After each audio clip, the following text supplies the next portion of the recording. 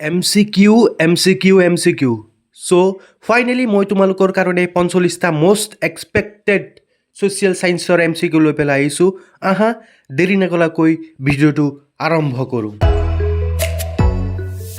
প্ৰথম MCQটো হৈছে অসমৰ কোনখন ৰাষ্ট্ৰীয় উদ্যানত বনৰীয়া ঘোঁৰা আৰু দেওহাঁহ দেখা যায়? এ নামেৰি উদ্যানত, বি মানাহ উদ্যানত, চি কাজিৰঙা উদ্যানত আৰু অপশ্যন ডিটো হৈছে ডিব্ৰু-চৈখোৱা উদ্যানত।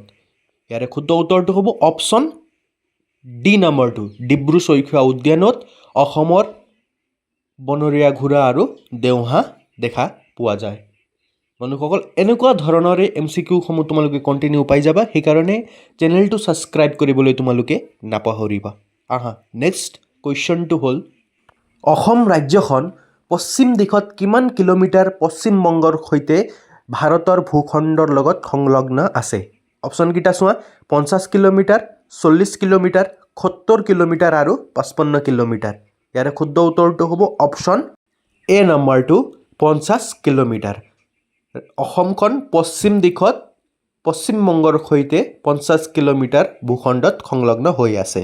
নেক্সট প্ৰশ্নটো হ'ল, ঢাকাক ৰাজধানী হিচাপে লৈ প্ৰস্তাৱিত পূব বংগ আৰু অসম নামৰ প্ৰদেশখনৰ জনসংখ্যা হ'ল, এই যে জনসংখ্যা কিমান আছিল পূব বংগ আৰু অসমৰ? এই কুৱেশ্যন তোমালোকে ভালদৰে চাই লোৱা। 5 কোটি 10 লাখ, 4 কোটি 10 লাখ, 3 কোটি 10 লাখ বা 6 কোটি 10 লাখ। ইয়াৰে শুদ্ধ উত্তৰটো তোমালোকে জানাই, উত্তৰ গ নম্বৰটো হ'ব 3 কোটি 10 লাখ। এনেকুৱা ধৰণৰে কুৱেশ্যনবিলাক তোমালোকে কণ্টিনিউৱাছলি পাই যাবা, আৰু যোৱাবাৰৰ পেটাৰ্ণ যেনেকুৱা আছিল সেইটো মই পাৰ্ট 2 তোমালোকৰ কাৰণে ভিডিঅ'টো আনিম, সেইবাবে তোমালোকে চেনেলটো ছাবস্ক্ৰাইব কৰিবলৈ নাপাহৰিবা। আহা নেক্সট কুৱেশ্যনলৈ যাওঁ আমি। বন্দে মাতাৰাম সংবাদপত্ৰৰ সম্পাদক কোন আছিল? অপশ্যনকেইটা চোৱা, ক নম্বৰ সুৰেন্দ্ৰনাথ বন্দ্যোপাধ্যায়, বংকিম চন্দ্ৰ চট্টোপাধ্যায়, ৰবীন্দ্ৰনাথ ঠাকুৰ, ঋষি অৰবিন্দ ঘোষ। ইয়াৰে শুদ্ধ উত্তৰটো হ'ব, তোমালোকে মোক কমেণ্টত জনোৱা যে ইয়াৰ শুদ্ধ উত্তৰটো কি হ'ব। আহা নেক্সট প্ৰশ্নলৈ যাওঁ। মহাত্মা গান্ধীৰ দাণ্ডী যাত্ৰা আৰম্ভ হৈছিল, এই কুৱেশ্যনটো চোৱা তোমালোকে। অপশ্যনকেইটা চোৱা এতিয়া, 1930 চনৰ 12 মাৰ্চ, 1930 চনৰ 17 মাৰ্চ, 1931 চনৰ 2 মাৰ্চ, অন্তিম অপশ্যনটো হৈছে 1931 চনৰ 12 মাৰ্চ। ইয়াৰে শুদ্ধ উত্তৰটো হ'ব 1930 চনৰ 12 মাৰ্চ তাৰিখে গান্ধীজীয়ে দাণ্ডী যাত্ৰা আৰম্ভ কৰিছিল। নেক্সট কুৱেশ্যনটো চোৱা তোমালোকে, গান্ধীজীয়ে কল্পনা কৰা গ্ৰাম্য স্বৰাজৰ মধ্যমান আছিল, গান্ধীজীয়ে কল্পনা কৰা গ্ৰাম্য স্বৰাজৰ মধ্যমান আছিল। অপশ্যনকেইটা চোৱা, চৰকাৰ, পৌৰসভা, পঞ্চায়ত, পৌৰ নিগম। ইয়াৰে শুদ্ধ উত্তৰটো হ'ব অপশ্যন গ নম্বৰটো, তোমালোকে জানাই পঞ্চায়ত। নেক্সট কুৱেশ্যনটো চোৱা, মণিৰাম দেৱানৰ লগত আৰু কাক ফাঁচী কাঠত ওলমোৱা হৈছিল? যেতিয়া মণিৰাম দেৱানক ফাঁচি দিয়া হৈছিল তেতিয়া আৰু এজনক ফাঁচি দিয়া হৈছিল। অপশ্যনকেইটা চোৱা তোমালোকে, জীউৰাম দুলীয়া বৰুৱাক, পিয়লি বৰুৱাক, গোমধৰ কোঁৱৰক, অপশ্যন ডিটো হৈছে দুতিৰাম বৰুৱাক। ইয়াৰে শুদ্ধ উত্তৰটো হ'ব অপশ্যন বি নম্বৰটো, পিয়লি বৰুৱাক। মণিৰাম দেৱানৰ লগত পিয়লি বৰুৱাক ফাঁচি দিয়া হৈছিল। নেক্সট কুৱেশ্যনটো চোৱা, জয়ন্তীয়া ৰাজ্য ইংৰাজৰ হাতলৈ যায়, জয়ন্তীয়া ৰাজ্যখন ইংৰাজৰ অধীনত কেতিয়াৰ পৰা গৈছিল? অপশ্যনকেইটা চোৱা, 1830 চন, 1845 চন, 1835 চন আৰু 1861 চন। আৰু শুদ্ধ উত্তৰটো হ'ব অপশ্যন নম্বৰ চি, 1835 চনত জয়ন্তীয়া ৰাজ্য ইংৰাজৰ হাতলৈ যায়। নেক্সট প্ৰশ্নটো চোৱা, তলৰ কোনটো চনত ব্ৰিটিছসকলে অসমত দাস প্ৰথাৰ বিলুপ্তি ঘটাইছিল? তোমালোকে জানা দাস প্ৰথা আগতে প্ৰচলন আছিল, সেইটো প্ৰথাটো অসমৰ পৰা কেতিয়া বিলুপ্ত হৈছিল? অপশ্যনকেইটা চোৱা, 1843 চন, 1860 চন, 1857 চন, 1863 চন। আৰু শুদ্ধ উত্তৰটো হ'ব, তোমালোকে মোক কমেণ্টত জনাবা যে ইয়াৰ শুদ্ধ উত্তৰটো কি হ'ব। নেক্সট কুৱেশ্যনটো চোৱা, একদম গুৰুত্বপূৰ্ণ কুৱেশ্যন হয়। অসমীয়া কৃষকৰ পৰা ভূমি খাজনা বৃদ্ধি নিৰ্ধাৰণৰ বিৰুদ্ধে কোনে মফত মিলছক আৰ্জি লিখিছিল? অপশ্যনকেইটা চোৱা, মণিৰাম দেৱান, পিয়লি বৰুৱা, মহাত্মা গান্ধী, আনন্দৰাম ঢেকিয়াল ফুকন। আৰু শুদ্ধ উত্তৰটো হ'ব option number D, Anandaram Dhekial Phukan. Next প্ৰশ্নটো চোৱা, সদৌ অসম ৰায়ত সভা গঠন হৈছিল। অপশ্যনকেইটা দিয়া হৈছে তোমালোকৰ, 1928 চন, 1930 চন, 1932 চন, 1933 চন। ইয়াৰে শুদ্ধ উত্তৰটো হ'ব 1933 চন। তোমালোকে এনেকুৱা ধৰণৰ চনৰ কুৱেশ্যনকেইটা ভালদৰে চাই ল'বা, ৰায়ত সভা কেতিয়া হৈছিল, আৰু যিবিলাক ৰণ দিয়া আছে তোমালোকৰ পথৰুঘাটৰ ৰণ, লাচিমাৰ ৰণ, এইবিলাক ৰণ কেতিয়া হৈছিল, সেইবিলাক কুৱেশ্যন তোমালোকক বাৰে বাৰে এক্সামত সুধি থাকে, সেইবাবে তোমালোকে ভালদৰে চাই পেলাই যাবা।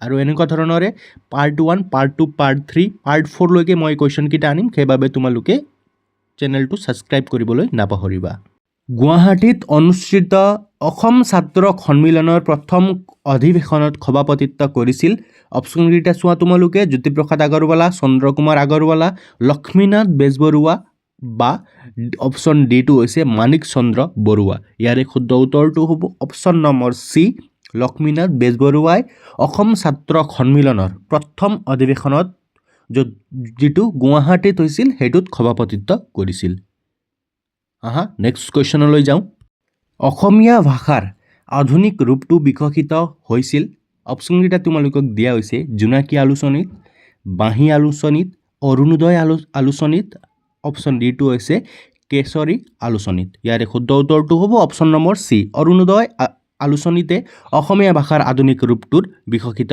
হৈছিল এইকেইটা প্ৰশ্নকেইটা মই গোটেই পাঠৰ ভিতৰৰ পৰা তোমালোকক দিয়া হৈছে নেক্সট পাৰ্টত মই তোমালোকক বিভিন্ন জিলাসমূহৰ পৰা সোধা প্ৰশ্ন উত্তৰ আৰু যোৱাবাৰ যেনেকুৱা ধৰণৰ পেটাৰ্ণ আহিছিল তেনেকুৱা ধৰণেৰে পাৰ্টটোত মই ভিডিঅ'সমূহ লৈ আহিম সেইকাৰণে তোমালোকে চেনেলটো ছাবস্ক্ৰাইব কৰিবলৈ নাপাহৰিবা নেক্সট কুৱেশ্যনটো চোৱা হিন্দু সভ্যতাৰ পতন ঘটে অপশ্যনকেইটা চোৱা খ্ৰীষ্টপূৰ্ব 1200 খ্ৰীষ্টপূৰ্ব 2000 খ্ৰীষ্টপূৰ্ব 1500 বা খ্ৰীষ্টপূৰ্ব 3000ত ইয়াৰে শুদ্ধ উত্তৰটো হ'ব অপশ্যন নম্বৰ চি2 1500 খ্ৰীষ্টপূৰ্বৰ আগতে হিন্দু সভ্যতাৰ পতন ঘটিছিল নেক্সট কুৱেশ্যনটো চোৱা সাৰ্বভৌমত্ব মানে কি অপশ্যনকেইটা দিয়া হৈছে তোমালোকক ৰাষ্ট্ৰৰ সৰ্বোচ্চ ক্ষমতা ৰাজ্যৰ সৰ্বোচ্চ ক্ষমতা ব্যক্তিৰ অধিকাৰ ওপৰৰ এটাও নহয় ইয়াৰ শুদ্ধ উত্তৰটো তোমালোকে জানাই পঢ়িছা অপশ্যন নম্বৰ এটো ৰাষ্ট্ৰৰ সৰ্বোচ্চ ক্ষমতা সাৰ্বভৌমত্ব মানে হ'ল ৰাষ্ট্ৰৰ সৰ্বোচ্চ ক্ষমতা 2 নম্বৰ বা 1 নম্বৰৰ কাৰণে হেতু কুৱেশ্যনটো তোমালোকৰ আহি যাব পাৰে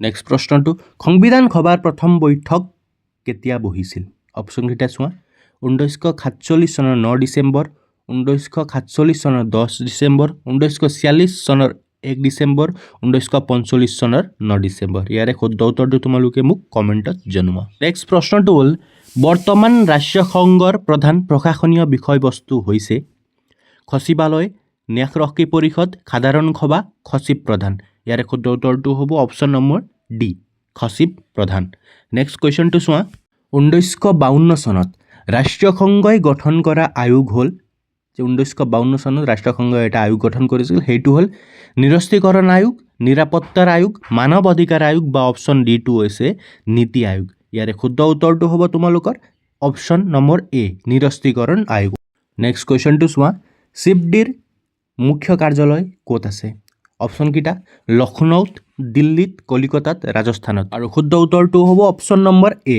লক্ষ্ণৌত চিফডিৰ মুখ্য কাৰ্যালয় লক্ষ্ণৌত অৱস্থিত নেক্সট কুৱেশ্যনটো চোৱা 1970 চনত ভাৰতত প্ৰথমে তলত দিয়া কোনটো বেংক স্থাপন কৰা হৈছিল ভাৰত ইয়াৰে বা এনেকুৱা ধৰণৰ কুৱেশ্যন আহি যাব পাৰে যে ভাৰতবৰ্ষৰ প্ৰথম বেংকটো কোনখন অপশ্যনকেইটা চোৱা ভাৰতীয় reserve bank bank of Hindustan ভাৰতীয় ঔদ্যোগিক বিকাশ বেংক অপশ্যন ডিটো হ'ল ভাৰতীয় ক্ষুদ্ৰ উদ্যোগ বিকাশ বেংক ইয়াৰে শুদ্ধ উত্তৰটো তোমালোকে মোক কমেণ্টত জনোৱা ইম্পৰ্টেণ্ট কুৱেশ্যন এটা চোৱা তোমালোকে ডেছ তাৰিখে সুভাষ চন্দ্ৰ বসুৱে ছিংগাপুৰত স্বাধীন ভাৰতৰ প্ৰাদেশিক চৰকাৰ যাক আজাদ হিন্দ চৰকাৰ বুলিও জনা যায় গঠন কৰি ব্ৰিটিছ মুক্ত ভাৰত গঠন সংকল্প কৰিছিল বা গ্ৰহণ কৰিছিল অপশ্যনকেইটা চোৱা তোমালোকে 1940 চনত 1941 চনত 1942 চনত 1943 চনত ইয়াৰে শুদ্ধ উত্তৰটো হ'ব অপশ্যন নম্বৰ ডিটো 1943 চনৰ 21 অক্টোবৰ তাৰিখে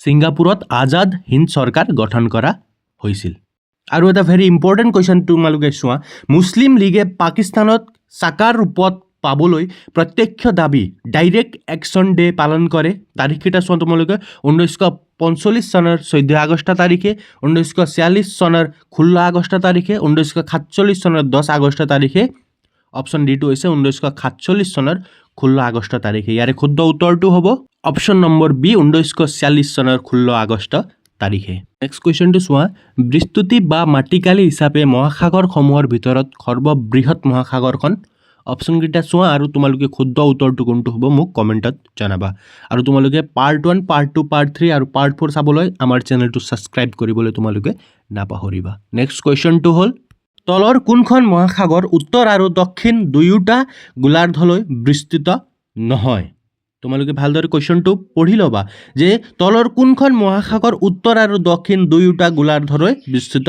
নহয় আৰু শুদ্ধ উত্তৰটো হ'ব অপশ্যন নম্বৰ এ উত্তৰ মহাসাগৰ নেক্সট কুৱেশ্যনটো চোৱা দেশ মহাদেশৰ মাজৰ সীমা লোহিত সাগৰে নিৰ্ণয় কৰিছে অপশ্যনকেইটা চোৱা ইউৰোপ আৰু আফ্ৰিকা মহাদেশ এছিয়া আৰু আফ্ৰিকা মহাদেশ আফ্ৰিকা আৰু উত্তৰ আমেৰিকাৰ মহাদেশ অপশ্যন ডিটো হৈছে উত্তৰ আমেৰিকা আৰু আফ্ৰিকা মহাদেশ ইয়াৰে শুদ্ধ উত্তৰটো তোমালোকে মোক কমেণ্টত জনোৱা নেক্সট আৰু অন্তিম কুৱেশ্যনটো চোৱা তোমালোকে ইউৰাল পৰ্বতমালাই সীমা নিৰ্ধাৰণ কৰা মহাদেশ দুখন এছিয়া আৰু আফ্ৰিকা মহাদেশ ইউৰোপ আৰু আফ্ৰিকা মহাদেশ ইউৰোপ আৰু এছিয়া মহাদেশ উত্তৰ আমেৰিকা আৰু আফ্ৰিকা মহাদেশ ইয়াৰে শুদ্ধ উত্তৰটো হ'ব অপশ্যন নম্বৰ C2 ইউৰোপ আৰু এছিয়া মহাদেশে ইউৰাল পৰ্বতমালাই সীমা নিৰ্ধাৰণ কৰিছে তোমালোকক মই মোষ্ট ইম্পৰ্টেণ্ট 45টা MCQসমূহ দি দিলোঁ আৰু নেক্সট পাৰ্টসমূহতে মই তোমালোকক যোৱাবাৰৰ যেনেকুৱা পেটাৰ্ণ আহিছিল তেনেকুৱা ধৰণে MCQসমূহ লৈ আহিম আৰু লগতে তোমালোকে চেনেলটো ছাবস্ক্ৰাইব কৰিবলৈ নাপাহৰিবা আৰু লগতে কি বিষয়ৰ MCQসমূহ লাগে তোমালোকে কমেণ্টত জনোৱা মই নিশ্চয় তোমালোকৰ কাৰণে লৈ আহিম ধন্যবাদ ছাবস্ক্ৰাইব কৰিবলৈ নাপাহৰিবা